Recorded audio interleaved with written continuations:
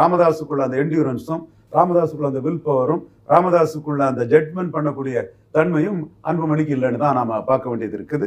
குறிப்பா மேடையிலே ராமதாஸுக்கு எதிராக அன்புமணி பேசுனது, பொறுமை இழந்து பேசுனது ஒரு தவறான ஒரு பார்வையா நான் பார்க்கிறேன். நீங்களும் போராட மாட்டீங்க, 10 தொகுதியில 9 தொகுதியில 3வது போயிட்டீங்க.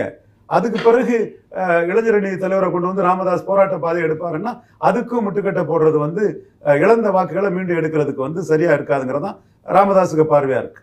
இப்போ அன்புமணிக்கும் ராமதாஸுக்கும் இருக்கிற பிரச்சனை பாஜக கூட்டணியில இருந்து அது ரொம்ப தீவிரமடைஞ்சிருக்கு, இல்லை ஆரம்பமாச்சிருக்குன்னு சொல்லலாமா? ஏன்னா அவர் அதிமுகவோட கூட்டணி வைக்கணும்னு ராமதாஸ் விரும்புறாரு, அன்புமணி பாஜகவோட கூட்டணி வைக்கணும் அப்படின்னு விரும்புறாரு. இந்த பிரச்சனை இதுல முக்கியமா இருக்கும் அப்படின்னு நினைக்கிறீங்களா? Doctor Ramadoss is true to his cost. கிளியை வளர்த்து பூனை கையில கொடுக்க மாட்டாரு. வன்னியர் வாக்குகளை எடப்பாடி கிட்ட விட்டுக்கிட்டு இழந்து ஏமாந்து போகக்கூடிய ஒரு சூழ்நிலை வருங்கிறது டாக்டர் ஐயாவுக்கு தெரியும். அந்த வகையில தான் அவர் 2024 என்டிஏ கூட கூட்டணி வச்சாரு. 3வது முறை மோடியை பிரதமரா 14, 19, 24 சொன்னாரு. ஆனா அதையும் மீறி அவர் 10.5 கொடுத்தாருங்கனால எடப்பாடி கிட்ட வன்னியர் வாக்குகளை பாமக இழந்திருக்காங்க. அது கண்கூடாவே தெரியுது. மீண்டும் அதை இழந்த வாக்குகளை எடுக்கிறது தான் டாக்டர் ஐயாவுக்கு வில் பவரோட முயற்சியை தவிர இந்தையும் மீண்டும் அவரோட கூட்டணிக்கு போய் மொத்த வாக்கையும் அவரோட இழந்துகிட்டு ஒண்ணும் இல்லாம எம்டி ஹேண்டோட நிற்க கூடாதுங்கிறதான் டாக்டருக்கு நோக்கம். அந்த வகையில தான் அன்புமணி செயல்பாடுகள் மேல ராமதாஸ்க்குமே அதிருப்தி இருக்கா? கண்டிப்பா அதிருப்தி இருக்கத்தான் செய்யும். ஒரு பெரிய போராட்டம் நடத்தணும்னு சொன்ன பிறகும் தலைவர் ஒண்ணுமே பண்ணலையே, பிசுபிசுத்த போராட்டம் தானே நடத்த முடிஞ்சதுக்கு. அங்க ஸ்டாலின் போய் கெஞ்சல் கூடிய அறிக்கை தானே ஒன்று இருக்கு, 15% கொடுத்துருங்க, கண்டஸ்டே பண்ண மாட்டோம், உங்களை ஆதரிச்சிடனா கேட்டாரா? அப்ப நாம வைப்ரண்டா பலமா இருந்தாதான், தனிச்சு போட்டியிடத்துக்கும் தயாரா இருந்தாதான் கூட்டணி அரசியல் நம்மளை பாஜகவும் மதிப்பாங்க, அதிமுகவும் மதிக்கும். அந்த இடத்துக்குள்ள ராமதாஸ் எக்ஸ்பீரியன்ஸ் லீடர், அதை தெளிவா போகக்கூடியவர். இப்ப நான் கூட டாக்டர் ஐயா மோடி கூட நிற்கணும், என்டியோட நிற்கணும்னு மனசார விரும்புறேன். அதுக்கு பாஜக தலைமை கிட்ட ஒரு எம்ஓஎஸ் ஆவது பாமக கொடுங்க, நம்ம கூட வந்தனால நஷ்டப்பட்டிருக்காங்க, தொடர்ந்து நான் ஃபைட் பண்ணிட்டு இருக்கிறேன். அப்போ பாமக அதிமுகவோட கூட்டணி வைக்க கூடாது அப்படின்றதுதான் உங்க விருப்பமா?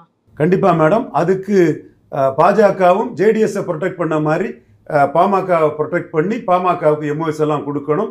அது மோடிக்கு 3 முறை மோடி கூட கூட்டணி இருந்த டாக்டர் ராமதாஸ் 26ல் நின்று 29ல் நிற்கணுங்க தான் என்னோட விருப்பம். அதில் எந்த மாற்றமும் இல்லை.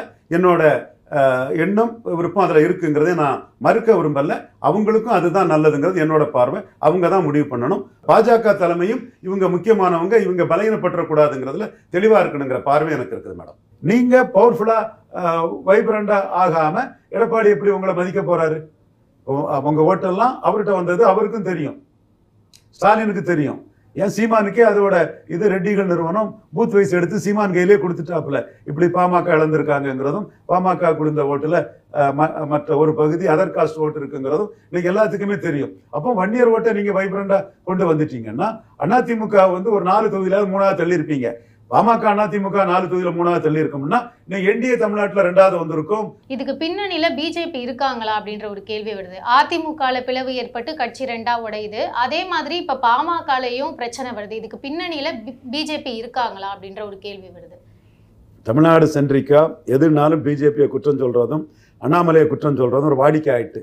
இப்படியே பிஜேபி பற்றி பேசி தான் ரெலவன்ஸ் கொடுத்து தான் அண்ணாமலை போராட்டத்தை பற்றி எல்லாம் ட்ரால் பண்ணி கிண்டல் பண்ணி எல்லாம் பண்ணி தான் இன்னைக்கு ஸ்டாலினுக்கு அடுத்தபடியாக ஒரு பெரிய தலைவராக அண்ணாமலையை ஊடகங்களும் பிஜேபிக்கு எதிராக வதந்தி பரப்புவங்களும் உருவாக்கி வச்சிருக்கிறாங்க. உறுதியாக சொல்கிறேன், பிஜேபிக்கு இதில் எந்த ஒரு நோக்கம் இல்லை. இன்னும் சொல்லப்போனால் மனப்பூர்வமாக சொல்கிறேன், பாமகவை கட்டி காப்பாற்றி பாமகவை பலமான கட்சியாக வச்சு அதன் மூலமாக 2029 மோடிக்கு சீட்டு வரணும்னு தான் நான் மனப்பூர்வமாக நினைக்கிறேன்.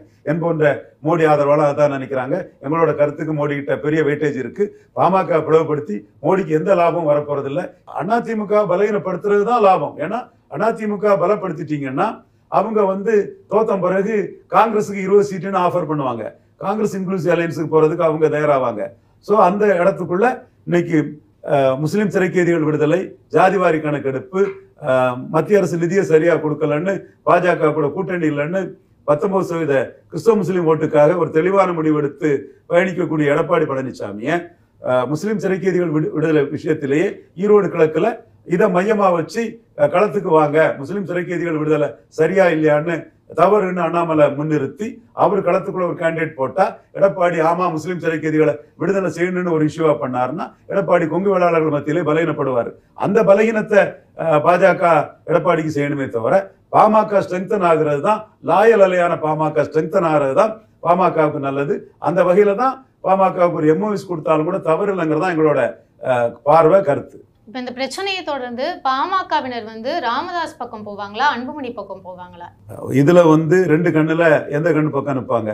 இளைஞருங்கிறதுனால, கம்பேரிட்டிவ்ல இளைஞருங்கிறதுனால அவரும் பேரப்பிள்ளையெல்லாம் பார்த்தவர் தான்.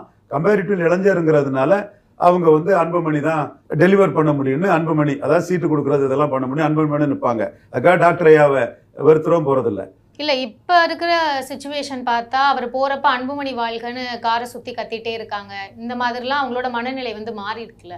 அன்புமணி தான் இந்த கட்சியை அடுத்த கட்டத்துக்கு எடுத்துட்டு போக முடியும். அதை எஃபெக்டிவா எடுத்துட்டு போகலங்கிறது தான் ராமதாஸுக்கு வருத்தம். கோட்டை விட்டுருவாரோங்கிறது தான் அச்சம். குரு குடும்பம் உள்ள வருது.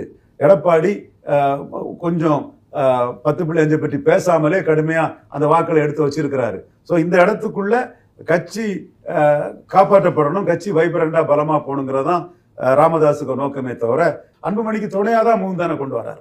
இல்ல அது மேடையிலேயே வச்சு அந்த பிரச்சனையை கொண்டு வந்திருக்கணுமா?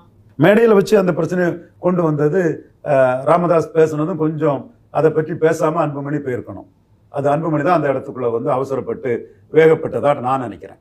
இப்ப அன்புமணி அந்த மேடையிலே திரும்ப வச்சு சொல்றாரு, பனையூர்ல என்னோட அலுவலகத்துல என்னை தனிப்பட்ட முறையில நீங்க சந்திக்கலாம் அப்படின்னு சொல்றாரு. அன்புமணியோட அடுத்த நடவடிக்கை என்னவா இருக்கும்? இந்த பிரச்சனை அடுத்து என்ன கட்டத்துக்கு போகும்? வட தமிழகத்துல 2வது இடத்தையே முடிவு பண்ண முடியாத கட்சி. அப்ப இந்த கட்சி பிளவுபட்டா என்ன ஆகும்? அது ராமதாஸுக்கும் தெரியும், அன்புமணிக்கும் தெரியும். பிளவுபட மாட்டாங்க. பவர்ஃபுல்லா ஃபைட் பண்ணணும், இழந்த ஓட்டை எடுக்கணும்னு முகுந்தனை வைக்கிறாரு. இவரு ஈஸி கோயிங்கா பேரம் பேசி சீட்டு வாங்கினா போதும்னு என்ன சொன்னார் இல்லையா, அந்த வார்த்தைக்கு விளக்கமாட்டு அன்புமணி செயல்படலாம். இதுக்கப்புறம் உட்கட்சி மோதல் வர்றதுக்கு வாய்ப்பு இருக்குதானே? இப்ப முகுந்தன் ஆதரவாளர்களோ இந்த மாதிரி உட்கட்சி பிரச்சனை வர்றதுக்கு வாய்ப்பு இருக்குதானே? இல்ல மேடம், தொடர் தோல்வியில இருக்கக்கூடிய கட்சி, வட தமிழகத்துல முதலிடத்தை முடிவு பண்ண கட்சி, வெற்றி கூட்டணி நாங்க இருக்க இடந்தான்னு சொன்ன கட்சி, இன்னைக்கு அந்த வெற்றி கூட்டணி வெற்றி வீரருங்கிறது சகோதரர் தொல் திருமாவளவன் கையில போயிட்டு, ஸோ 2வது இடத்தை கூட வட தமிழகத்துல நிர்ணயிக்க முடியாத ஒரு கட்சி பிளவுபட்டா என்ன நிலைமை ஆகும்? இது அன்புமணிக்கு தெரியாதா? டாக்டர் ராமதாஸுக்கு தெரியாதா? ஸோ பிளவுபட மாட்டாங்க.